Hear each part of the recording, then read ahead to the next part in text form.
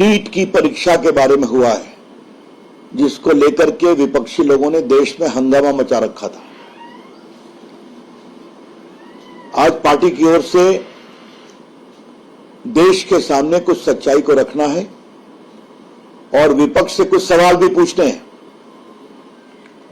Supreme court ने कल कहा, मैं पढ़ रहा हूं, at the present stage there is absence of material on record sufficient to lead to the conclusion that results of the examination stands vitiated or there was a systematic breach in the sanctity of the examination. इसका क्या मतलब हुआ? Supreme court ने साफ साफ कहा कि कोई सिस्टमैटिक लीक नहीं था और एग्जामिनेशन की सैंक्टिटी, एग्जामिनेशन की ईमानदारी, एग्जामिनेशन का जो पूरी पवित्रता होती है वो डिस्टर्ब नहीं होती। और ये सुप्रीम कोर्ट ने सारे मामले के 4 दिन तक सुनवाई के बाद कहा। देश के सामने कुछ तथ्यों को रखना जरूरी है। लगभग 23.5 लाख बच्चों ने नीट की परीक्षा में आवेदन दिया था और बैठे थे। 23.5 lakh students took part in the NEET examination of 2024. ये एग्जामिनेशन 571 सिटीज में 4,750 सेंटर्स पे हुआ था। This examination was conducted in about 571 cities at 4,750 centers. खुद सरकार की ओर से सीबीआई इंक्वायरी दे दी गई थी। सीबीआई की ओर से आरंभिक अपने इन्वेस्टिगेशन में बताया गया कि हजारीबाग और पटना और एक आध जगह और मिलाकर करके 155 कैंडिडेट के बारे में शिकायत आई है और 155 उम्मीदवारों का कैंडिडेचर कैंसिल कर दिया गया है। और जो इन सभी 155 कैंडिडेट्स के मार्क्स की तुलना की गई तो सिर्फ एक को 570 मार्क्स आया था, जो रिस्पेक्टेबल मार्क है। सुप्रीम कोर्ट ने 22, 23 और 24 के एग्जामिनेशन के सारे रिजल्ट्स को एग्जामिन भी किया और यह पाया कि कोई इसमें एनोमली एक्स्ट्राऑर्डिनरी नहीं पाई गई। जो पहले के रिजल्ट होते थे उसी के अनुसार ये भी रिजल्ट है। तो सुप्रीम कोर्ट ने कहा कि अब कोई आवश्यकता नहीं है दोबारा परीक्षा कराने की, क्योंकि इसके कारण बहुत केओस होगा, बच्चों का सेशन गड़बड़ होगा। जिन्होंने ईमानदारी से परीक्षा दी है उनका भविष्य अंधकार में जाएगा। जो एससी, एसटी, ओबीसी के रिजर्वेशन के बच्चे हैं उनको परेशानी होगी। इसलिए कोर्ट ने कहा कि हम इस पूरे परीक्षा को कैंसिल नहीं करेंगे और उन्होंने सरकार की बात को मान लिया और कहा कि आप काउंसलिंग करिए। I repeat, the supreme court found no material irregularity to order the cancellation of the entire examination. 23.5 lakh students were there, nearly 571 cities and 4,750 centers.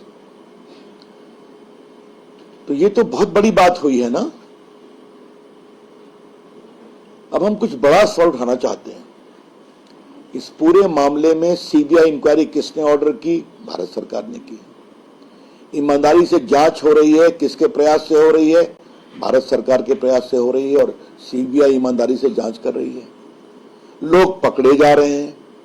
155 उम्मीदवार जिनके बारे में शिकायत आई, उनकी उम्मीदवारी कैंसिल कर दी गई है और उनको दोबारा परीक्षा में नहीं बैठने दिया जाएगा, इसकी भी तैयारी चल रही है। तो इतनी ईमानदारी से जब काम हुआ है तो राहुल गांधी ये क्या चिल्ला रहे थे? जो बार बार फ्रॉड और क्या क्या शब्दों का प्रयोग कर रहे थे, तो क्या भारत के परीक्षा की सैंक्टिटी को आप भारत नहीं दुनिया में बदनाम करना चाहते हैं? क्योंकि भारत की एग्जामिनेशन सिस्टम अपने बच्चों के लिए ठीक से परीक्षा नहीं करा सकती है। कांग्रेस के रिजीम में कितनी बार पेपर लीक हुआ? कभी इस तरह की कार्रवाई हुई थी क्या? अखिलेश यादव के समय में कितनी बड़ी संख्या में पेपर लीक यूपी में हुआ था। अब तो यूपी में गैंगस्टर एक्ट भी लगाने की बात हो रही है। और ये जानना बहुत जरूरी है कि भारत सरकार के ही प्रयास से पेपर लीक के खिलाफ एक बड़ा कानून बना या नहीं बना है, जिसके अंतर्गत कार्रवाई हो रही है और आगे भी कार्रवाई होगी। तो क्या राहुल गांधी माफी मांगेंगे? In the wake of the conclusive finding of the Supreme Court, there is no material irregularity warranting a cancellation of the examination. It is confined to only 2 centers in Patna and one outside. Patna means Hazaribagh and Patna. Will you apologize? Rahul Gandhi देश के बच्चों को, भारत की साख को क्यों बदनाम करते हैं? बार बार होमवर्क करते नहीं, चीजों को समझने की कोशिश करते नहीं, किसी ने चिट दे दिया और लगते हैं भारत की छवि को खराब करने। ये ठीक नहीं है। पार्टी की ओर से हम बहुत भर्त्सना करते हैं विपक्ष के रवैये की और विशेष रूप से राहुल गांधी के रवैये की, कि जिस प्रकार से उन्होंने पिछले 1-1.5 महीने में देश में परीक्षा के खिलाफ अविश्वास का माहौल बनाया। वो राजनीति करें लेकिन देश को कमजोर न करें। और इस तरह के गैर जिम्मेदाराना वक्तव्य देकर राहुल गांधी ने सदन के अंदर और सदन के बाहर नहीं भारत की छवि खराब की, बल्कि भारत की परीक्षा व्यवस्था के खिलाफ अविश्वास बनाने का काम किया, जो बहुत ही गलत है। मैं बहुत इनकी भर्त्सना करता हूं और ये बहुत संतोष की बात है कि अब सुप्रीम कोर्ट ने इस पर मोहर लगा दी है और काउंसलिंग शुरू होगी और बच्चों का भविष्य ठीक हो गया। धन्यवाद।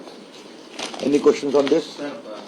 जब राहुल गांधी क्वेश्चन आवर में उनको बोलने का मौका दिया गया और वो कह रहे थे, उन्होंने कहा कि परीक्षा सिस्टम बकवास है और उस तरह से आपत्ति भी जताई धर्मेंद्र प्रधान जो आप कैसा कह सकते हैं। तो उनको अपनी भाषाई मर्यादाओं पर ध्यान रखना चाहिए। जब संसद में खासतौर पर बोलते हैं, कैसे बोल सकते हैं ये बात? राहुल गांधी कभी शब्दों की मर्यादा का ध्यान रखते हैं क्या? याद है ना, मनमोहन सिंह की सरकार में एक ऑर्डिनेंस को उन्होंने पब्लिकली फाड़ा था और कहा था इट इज नॉनसेंस। मैं यही कहूंगा, सुप्रीम कोर्ट के निर्णय के बाद क्या राहुल गांधी अपने अंतरात्मा की आवाज सुनकर अब विपक्ष के नेता हो गए हैं, कुछ जिम्मेवारी का परिचय देंगे क्या? ये हम उम्मीद करेंगे। जो उन्होंने शब्द का प्रयोग किया, मैं उसका प्रयोग नहीं कर सकता। वो सदन की गरिमा के खिलाफ है और विपक्ष के नेता की गरिमा के भी खिलाफ है।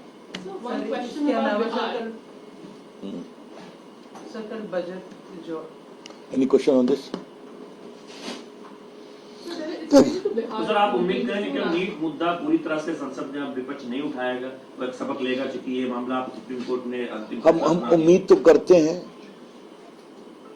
वैसे मैं क्या कहूं, अभी तक राहुल गांधी क्या नरेंद्र मोदी को प्रधानमंत्री के रूप में स्वीकार करते हैं क्या?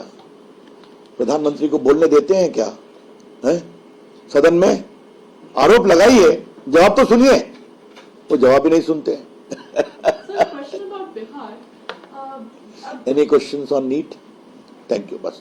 No questions about sir. Politics about the budget is speaking.